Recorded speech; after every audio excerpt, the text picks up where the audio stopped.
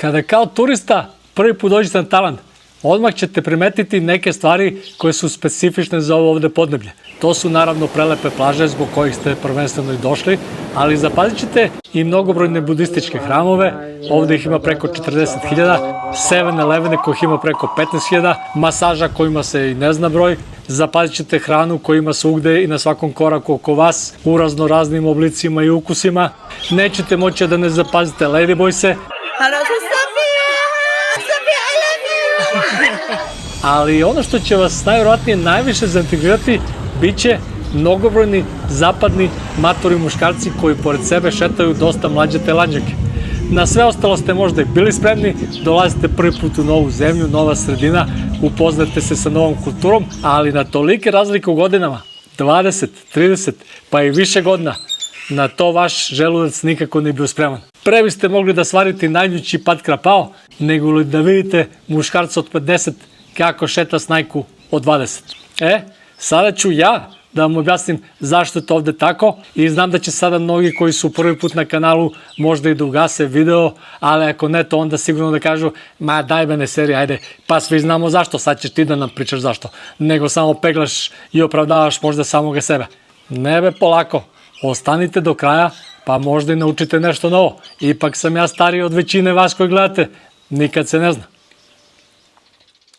Da biste malo bolje shvatili tajlandsko društvo, moram prvo da mi ispričam o jednom liku ovde koji ima sada svojih 47-8 godina i koji je Tajlanđin, član ovde moje šire tajlandske familije.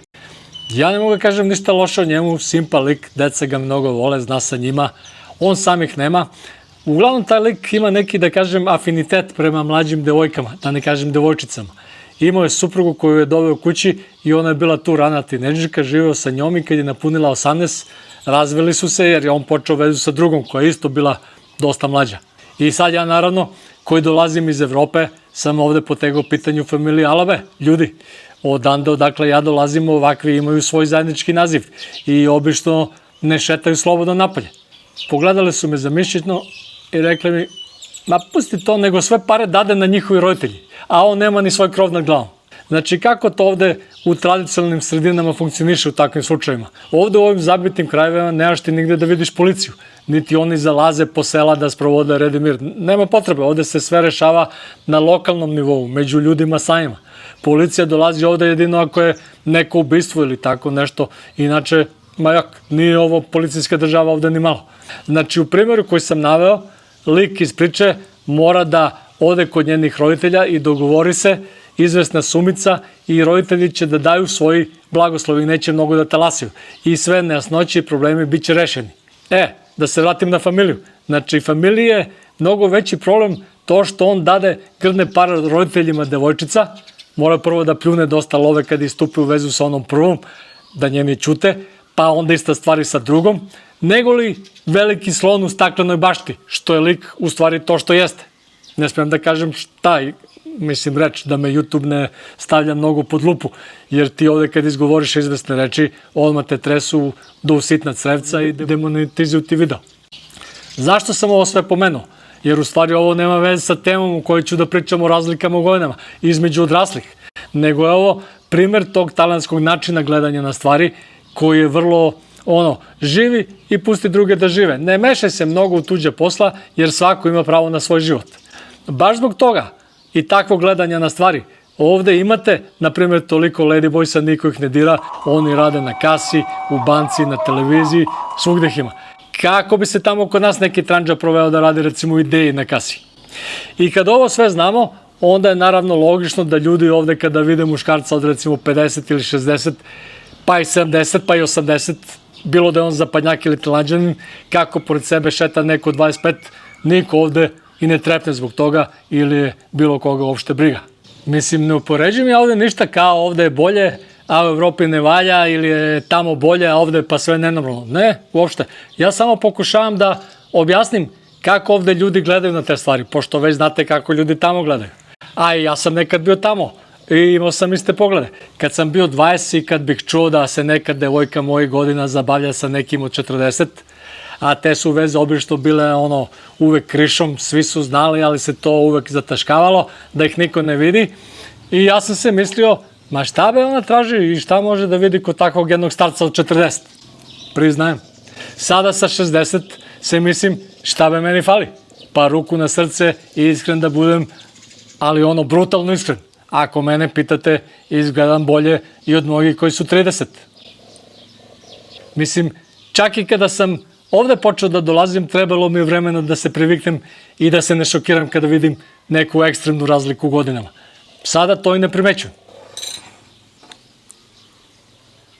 Zapadni svet, a odavde je sve zapad, i Rusija je za tavan zapad, je licemeran.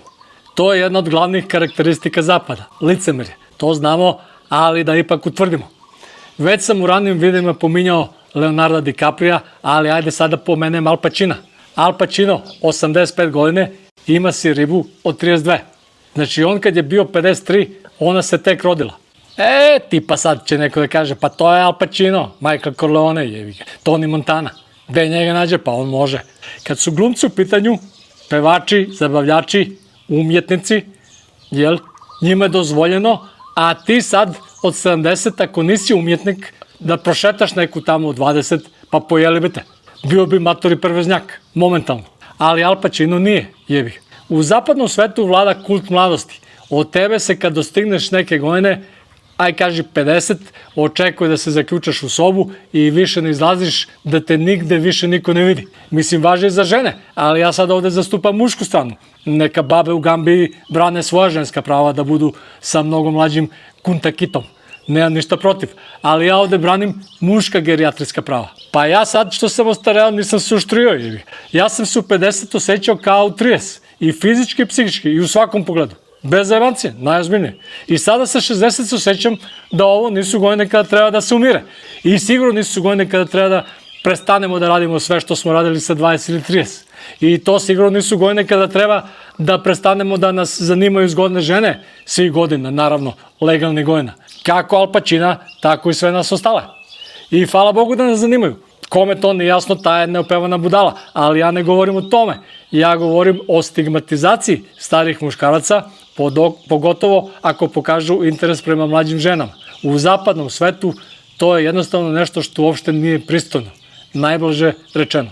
Prema svim statistikama, najmanji taj age gap, odnosno razlika godinama među parovima je najmanja baš u Americi i Evropi. Zapad je zadnjih decenija išao ka tome da status između partnera bude što izjednačeniji. Znači nije uveden samo feminizam, da žensko bude isto kao muško, nego se išli ka tome da budu isti i po godinama. Ali tako nije bilo od uvek. A ako idemo unazad, što su društva bila tradicionalnija, to je age gap bio veći. Pitajte vaše babe da vam kažu kolika je razlika u godinama bila između njihovih baba i deda i iznenadit ćete se. Pogledajte i stare hollywoodske filmove iz 60-ih i ranije i uvek ćete vidjeti kako neki starci muvaju mlade i rosne lepotice.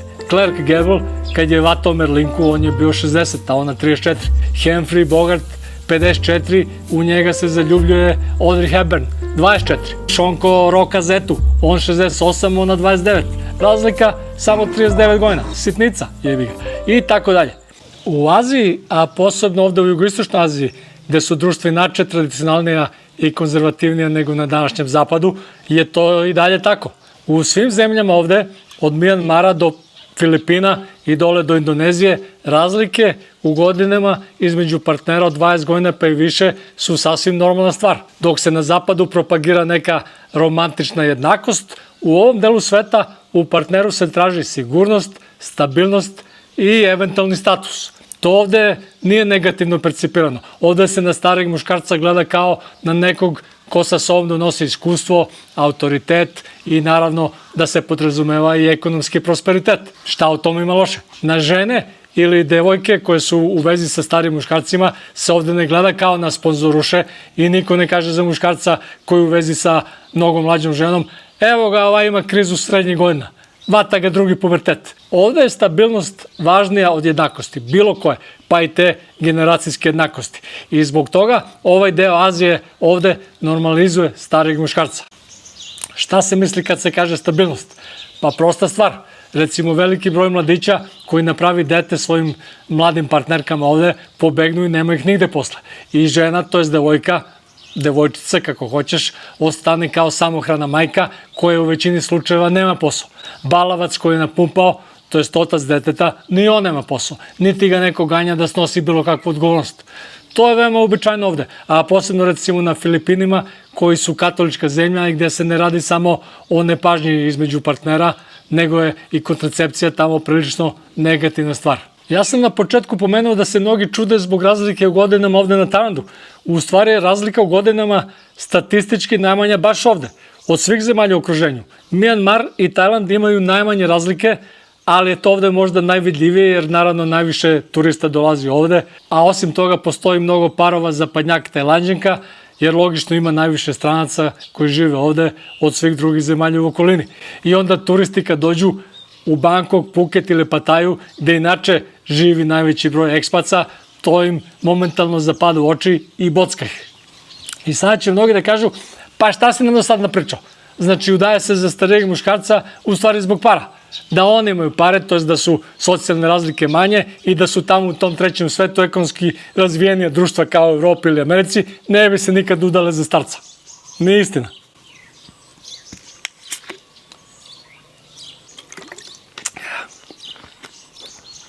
Ravnopravna ekonomija među polovima smanjuje razlike u godinama, to je tačno, ali nije ekonomija presudna stvar, iako mnogi misle da jeste. Više zavisi od samog društva. A ako to društvo vrednuje starost i iskustvo, onda će i dalje mlađe žene da nemaju problem sa starim muškarcima. Opet da se vratim na zapad, gde je glavna stvar individualizam. Ti napuniš 22, 3, 4 godine i ti misliš da si neko mudo. Niko ti tamo ne kaže da si ti u tim godinama u stvari glup koracku.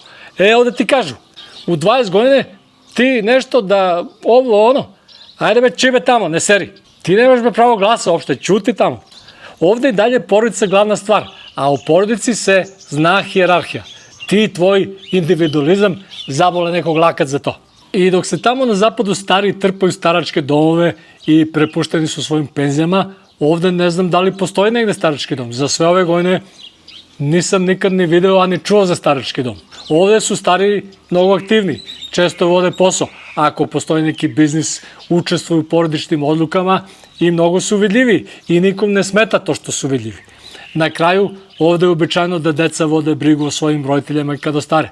Ne možeš ti sada kažeš, imam si život, ne mogu ja to. Mnogi unuci, ako roditelji ne mogu, čuvaju svoje babu ili dedu ili oboje, to ovde nije ništa čudno. Gde tamo kod nas to ima? Jer ste čuli za neki slučaj da unuk čuva babu ili dedu i možda im briše dupe.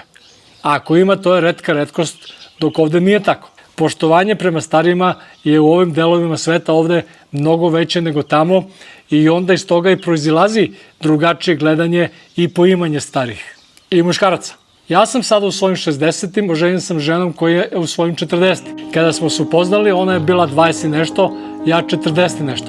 Tačno je 20 godina razlike. I naravno pričali smo o tome i ona tada u tim godinama nije nikad ni bila, niti htjela da bude u vezi sa nekim mlađim od 40. Jer je smatrala da su svi mlađi jebi vetri i neozbiljni. I mislim, ona imala jasne ciljeve šta želi u životu i smatrala da to mlađi muškarac ne bi mogao da joj pruži. Što se mene tiče, meni je pa njen izgled igrao najveću ulogu, ali naravno ne bih se nikad odlučio da sa nekim pođem u ozbiljnu vezu samo na osnovu izgleda. Ne bi ni lud. Moralo je tu da štima još dosta toga, ali ne razlog da krijem da je mladalački izgled igrao veoma jaku ulogu. Mislim, ja sam uvijek bio mišljenja da je žena u nekom svom pravimu kada je fizički izgled u pitanju sa nekih svojih 26 godina. I dalje to mislim, a ja sam nju upoznao baš negde okolo tog godišta, tako da eto, poklopilo se. Da li me razlika u godinama ikada smetala? Ma ni jedne sekunde. Ja nju vidim kao ravnopravnog partnera i nikada se nisam ni pomislio da na nju gledam kao na, šta ja znam, neko dete. Što bi realno ona mogla meni da bude ćerka sa 20 godina razlike. Ne, ona je od početka bila i ostala vrlo zrela osoba i ne mogu da kažem ništa negativno u vezi sa mlađom ženom. Samo pozitiva. I preporučio bih svakom muškarcu, ako mene pitate. Mada naravno poštujem svaku vezu i ako si sa starim od sebe, to je tvoj lični izbor i odluka i nemam ništa protiv. Samo ti znaš šta je najbolje za tebe i niko drugi. Mislim, ne promovišem ja sad nikakav svadbeni turizam da svi dolaze ovamo i žene mlade Tajlanđanke. Ali znam da ima dosta interesovanja, pišu mi ljudi. Mogu samo da kažem, ma slobodno be boli vas kurac šta će neko da misli ili da kaže. Imate jedan život i ako treba da se obazirate šta će neko da priča, onda koja je poenta tog života? I sad na kraju, mislio sam se da bi ovo sve bilo što uverljivije, da ne mislite da lažem, da napravim neku anketu među telanđankama, da vidite šta one same kažu. Ali ankete naravno uvek mogu da se manipulišu. Drugo, većinu telanđanki koje ja znam, one jesu u vezama sa starim muškarcima. Pa šta da njih da pitam? Isto će da vam kažu što ja. Ima tu neke ženine sestričine koje su u vezama gde su slične godine, ali ovde telanđani su takvi. Ja sad stariji da ih pitam da li biste bili u vezu sa starijim muškarcem? Pa naravno će svi da mi kažu da bi, čak i da ne bi, ali ono iz poštovanja. Tako da sam batalio anketu. Napravio sam onaj video, oženio sam telanđanku kojem ima komentara, pa gde ti telanđanka? Pokaže. Pa zapratite kanal i gledajte, pa će vidite, sad ću ja da ti je pokazujem baš tebi. Kliknuo si sad i nikad više i tražiš nešto. Subscribe, like, share, koment. Ne, najozbiljnije, pišite komentare, pogotovo vi koji živite ovde. Rado bih da čujem šta kažete na ovu temu. I odmah da vam kažem, sledeći video će biti povezan donekle sa ovom temom, mada u dosta drugačijem pravcu, a onda posle toga pravimo pauzu od par nedelja i gledamo svetsko prvenstvo. Samo da znate. Ajde, živeli!